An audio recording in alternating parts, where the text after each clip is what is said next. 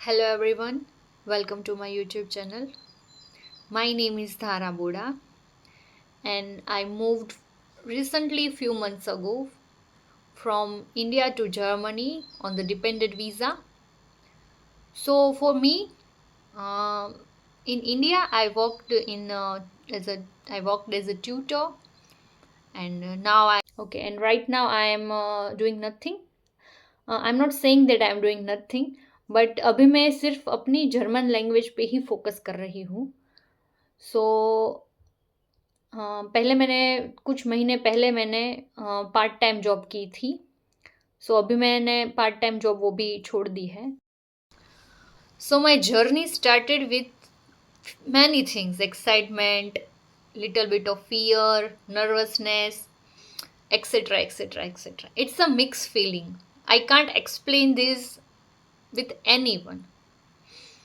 होता है ना, जब आपकी शादी हो जाती है तभी आपको वो फीलिंग आती है. ऐसी ही फीलिंग मुझे यहाँ आते समय हुई, क्योंकि मैं जिस सिटी से आ रही हूँ, गुजरात से, मैंने कभी भी I am not sure but मैंने कभी भी अकेले ट्रैवल नहीं किया कहीं भी, क्योंकि मैं हमेशा मेरे पेरेंट्स के साथ, मेरे सिस्टर, मेरे भाई, सबके साथ मैं जाती हूँ घूमने के लिए, एक्सेट्रा एक्सेट्रा. मेरी जो स्टडीज़ है वो भी मेरे टाउन में ही हुई है.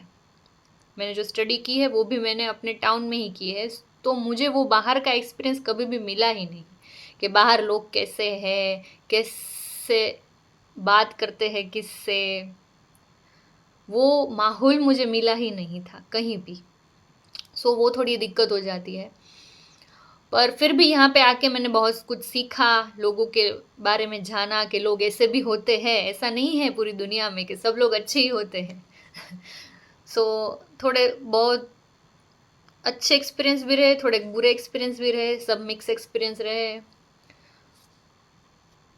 सो जब मैं यहाँ पे लैंड हुई तो पूरा कल्चर डिफरेंस था मेरे लिए.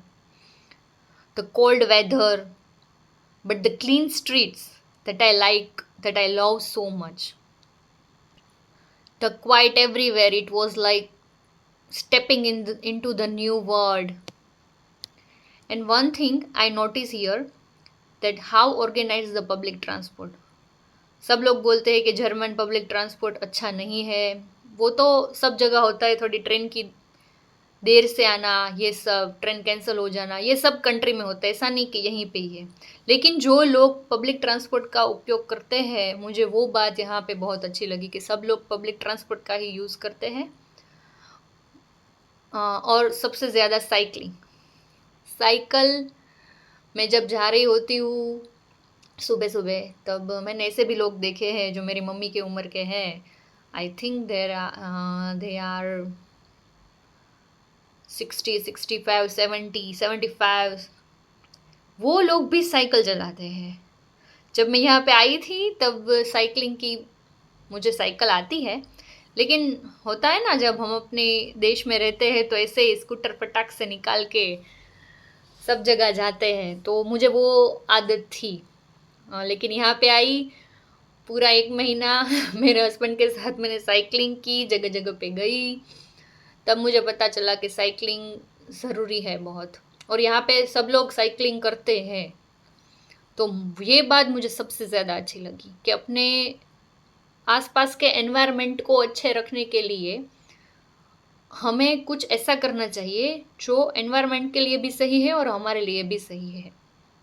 सो पॉल्यूशन यहाँ पे नहीं है. इस बात से मैं बहुत बहुत बहुत ज़्यादा खुश हूँ.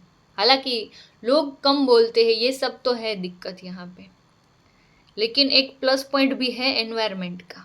और जैसे कि मुझे पौधा पेड़ लगाना बहुत अच्छा लगता है, तो इस वजह से मुझे जो ग्रीनरी है यहाँ की वो बहुत अच्छी लगती है, क्योंकि यहाँ पे पेड़ों को काटा नहीं जाता, फिर पेड़ उगाए जाते हैं. अगर मैं कहीं भी जाऊँ लेने के लिए, शॉपिंग करने के लिए, तो सब लोग फ्लावर वगैरह न्यू न्यू पॉट्स लेते हैं अपनी बालकनी में लगाने के लिए. ये जर्मन लोग बहुत ही पेड़ पौधे के बारे में सोचते हैं, तो मुझे ये बात बहुत अच्छी लगी यहाँ की. So coming from India, some things are unusual for me, like every Sunday the big shopping malls closed. ये बात थोड़ी मुझे अच्छी नहीं लगी, क्योंकि एक संडे का तो दिन होता है जब हम लोग फ्री रहते हैं, और सैटरडे संडे यहाँ पे छुट्टी रहती है। तो संडे सैटरडे संडे का दिन ऐसा होता है कि हम लोग फ्री रहते हैं, हम आराम से उठते हैं, फिर बाहर जाते हैं घूमने के लिए, फिर थोड़ा शॉपिंग वगैरह कुछ भी करना चाहे तो हम लोग कर सकते हैं। लेकिन यहाँ पे तो टोटली डिफरेंट।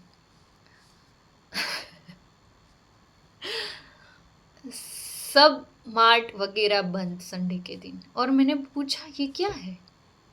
मेरे पति बोले ये सब यहाँ पे ऐसा ही रहता है। मैंने बोला ये पागल हो गए क्या सब लोग, एक संडे का ही तो दिन है। तो उसने बोला वो फ्राइडे सैटरडे, फ्राइडे को ये लोग वर्क फ्रॉम होम करते हैं, और सैटरडे को ये लोग ग्रोसरी व्रोसरी वगैरह सब कुछ लेके आते हैं, और संडे को ये लोग आराम करते हैं। अगर यहाँ पे मुझे 2 दिन की छुट्टी मिली तो भी मुझे ऐसा लगता है कि अगर एक और दिन की छुट्टी मिल जाए तो अच्छा है। और वहाँ पे मैं जब काम करती थी तब मुझे ऐसा लगता था कि एक संडे की छुट्टी भी बहुत हो जाती थी मेरे लिए। पता नहीं क्या है इस कंट्री का, थोड़ा ऐसा, यहाँ 2 दिन की छुट्टी मिले तो भी ऐसा लगता है कि एक और दिन की छुट्टी मिल जाए। और वहाँ पे 1 दिन की छुट्टी में भी इतनी खुश रहती थी मैं कि चलो यहाँ पे घूमना वगैरह, घूमने भी जाते थे हम लोग फ्रेंड्स के साथ, फैमिली के साथ। और यहाँ पे 2 दिन की छुट्टी में भी ऐसा लगता है कि भाई आराम नहीं हुआ है। पता नहीं क्यों, वर्क लाइफ बैलेंस है यहाँ पे, ऐसा नहीं है कि हम लोगों से काम करवाते हैं, उल्टा वहाँ पे काम ज़्यादा करवाते थे। इंडिया में हम लोग 8-8 9-9 घंटा काम करते थे और सैलरी उतनी नहीं देते थे। सैलरी के नाम पे तो इंडिया में थोड़ी प्रॉब्लम है, और यहाँ पे ऐसा नहीं है। सो ये एक बात मुझे थोड़ी अनयूजुअल लगी यहाँ पे।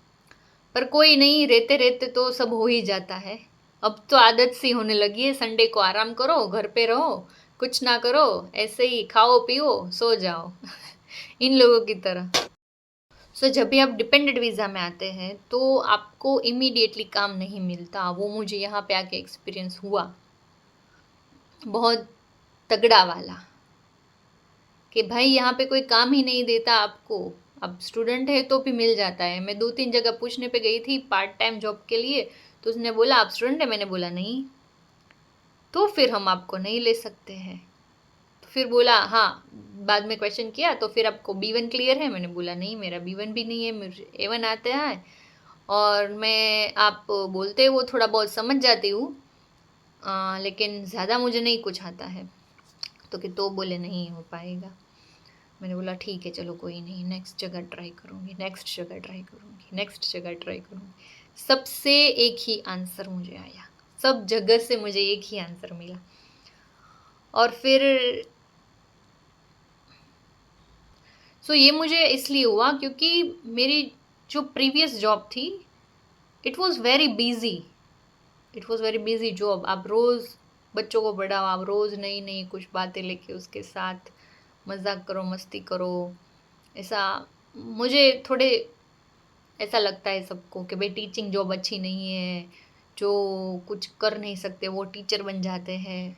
मैंने कहीं से ऐसा सुना, कहीं से ऐसा नहीं, सब जगह से मैंने ऐसा सुना है। लेकिन मुझे मज़ा आता है टीचिंग जॉब में बहुत ज़्यादा। कंपनी के हिसाब से तो मुझे वहाँ पे अच्छा ही लगता था, क्योंकि आपने वो एक्सपीरियंस किया नहीं है, इसलिए सबका ओपिनियन अलग अलग रहता है। और मैं किसी को नहीं बोलूँगी कि भाई ये अच्छा है वो अच्छा है, वो मेरा नेचर नहीं है। हालांकि मुझे सब लोग बोलते हैं और मैं बोल नहीं पाती हूँ सबको। सो आपकी मर्जी भाई, आपको जो अच्छा लगे सही लगे वो आप बोलो, मुझे जो अच्छा लगे मुझे वो सही लगे वो मैं करती हूँ। यहाँ पे एक चीज़ अच्छी है कि नॉट इन अवर पीपल्स, बराबर। हाँ, अपने लोगों में तो ऐसा है कि आप क्या करते हो क्या नहीं करते हो, इन लोगों में ऐसा नहीं है। इन लोगों को आप जो भी करो, आपको जो मज़ा आता है वो करो। अगर आप पढ़े लिखे हो फिर भी आपको कुछ नहीं करना है, आपको अपना पैशन फॉलो करना है। मैंने ऐसे भी लोग देखे हैं जो इंजीनियरिंग करके भी अपनी जॉब छोड़ रहे हैं क्योंकि उसको उसमें मज़ा नहीं आता। वो चीज़ मुझे यहाँ पर अच्छी लगी। अगर भाई तुम्हें मज़ा नहीं आता है तो छोड़ दो ना, क्यों कर रहे हो ये सब चीज़। अच्छा है, ऐसा करो जिसमें तुझे मज़ा आए, जिसमें हमको मज़ा आए। एटलीस्ट थोड़े कम पैसे भी कमाओ तो मज़ा आना चाहिए। ऐसा नहीं है कि मज़ा नहीं आता है। पूरे दिन अगर आप स्ट्रगल करते ही रहो करते रहो करते ही रहो और आपको मज़ा ही नहीं आ रहा है अपने वर्क में तो क्या है। ऐसे भी लोग मैंने यहाँ पे देखे। इस मैं बहुत कम टाइम रही हूँ फिर भी मुझे ऐसे लोग मिले, बहुत अच्छे वाले भी लोग मिले, बहुत बुरे वाले भी लोग मिले लेकिन मैंने सब में से कुछ कुछ कुछ कुछ सीखा कि भाई किसी को फटाक से जवाब कैसे देते हैं। मुझे दिमाग में ही नहीं आता है, कोई मेरे सामने होता है और मैं किसको क्या बोलूँ, क्योंकि मैं इंट्रोवर्ट हूँ। इसलिए मैंने ये यूट्यूब चैनल शुरू की है कि चलो देखते हैं अपने इंट्रोवर्ट को मैं ख़त्म कर दूँ इस माध्यम से। So now I am starting this YouTube channel to share my experience. कैसा है कैसा नहीं है इस सब बारे में, ठीक है। So my goal is clear that I am growing, keep learning every day, and I get my job back in teaching field. So either online or in Germany. So Germany में अगर मुझे करना है तो मुझे C1 का German language चाहिए। उसके अलावा मुझे यहाँ पे टीचिंग जॉब मिलेगी ही नहीं, वो तो मैं भूल ही जाऊँ। अगर मुझे टीचिंग फील्ड में जाना है, मुझे सबसे ज़्यादा बच्चों को मैथ्स पढ़ाना है तो मुझे चाहिए C1 लैंग्वेज का जर्मन जो सर्टिफिकेट होता है वो, कि हाँ भाई मुझे फ्लुएंट जर्मन आती है और मैं फ्लुएंट जर्मन बोल पाती हूँ, तभी वो लोग मुझे लेंगे, अदरवाइज़ मुझे नहीं लेंगे। क्योंकि मैंने यहाँ पे थोड़ी बुक्स भी देखी। मेरा जो लैंडलॉर्ड है उसके बेटे के सन वगैरह थोड़े बच्चे छोटे हैं, उसकी बुक्स मैंने देखी मैथ्स वगैरह की, तो सब कुछ सेम नहीं आता, लेकिन हाँ कुछ कुछ टॉपिक बहुत सिमिलर है हमसे और उसके भी, हमारे और उसके भी। तो मुझे उसमें से अच्छी बात लगी। और वो एक दिन, वो तो बच्चे ऑब्वियसली वो तो इंग्लिश समझ ही नहीं पाते हैं, वो तो जर्मन में ही बात करते हैं। मेरे हस्बैंड को जर्मन बहुत अच्छी आती है, तो मैं उसको बोलती हूँ कि इसको बोल के मैं आप लोगों को सिखाऊंगी, क्योंकि मुझे नंबर्स आते हैं सभी तरह के नंबर्स मुझे जर्मन में बोलने आते हैं। तो मैंने मेरे हस्बैंड को बोला आप इसको बोलो कि मैं तुम्हारी ट्यूशन कराऊंगी, तुम 1 घंटे मेरे पास आ जाओ हर रोज़ तो मेरा हस्बैंड हंसने लगा कि बोला नहीं नहीं ऐसा नहीं है, तू C1 कर ले पहले फिर तू आगे करना। सो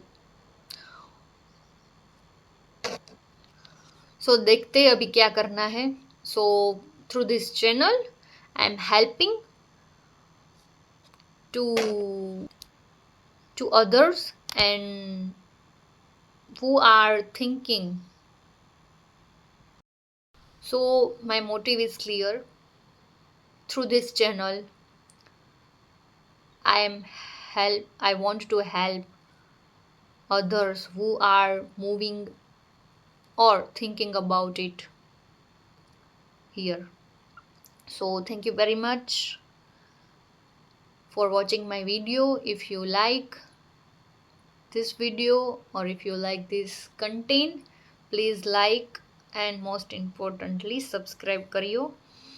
સબસ્ક્રાઈબ કરના પ્લીઝ, બહુ જ જરૂરી છે સબસ્ક્રાઈબ કરવું મારા માટે, અને હું હેલ્પ કરીશ જો તમને લોકોને કાંઈ પણ પ્રોબ્લેમ હોય તો આ માધ્યમ થ્રુ, કેમ કે મને ખબર છે મને જેવો પ્રોબ્લેમ પડ્યો છે અહીંયા આવીને એવું તમને ના પડે, એટલા માટે થઈને હું આ વિડીયો બનાવું છું। કેમ કે મેં જોયેલું છે અહીંયા કે ઘણા બધા પ્રોબ્લેમ ફેસ કરવા પડે છે આપણે, ખાસ કરીને છોકરીઓને જે ડિપેન્ડન્ટ વિઝા ઉપર આવે છે એમને। અને જો તમને આ વિડીયો સારો લાગ્યો હોય તો હું તમને હેલ્પ પણ કરી શકું છું કે તમારે કેવી રીતે એબ્રોડ આવવું, એબ્રોડમાં આવતા પહેલાં કયા કયા ડોક્યુમેન્ટ્સ તમારી સાથે રાખવા, બરાબર છે। So thank you very much, નમસ્તે, બાય।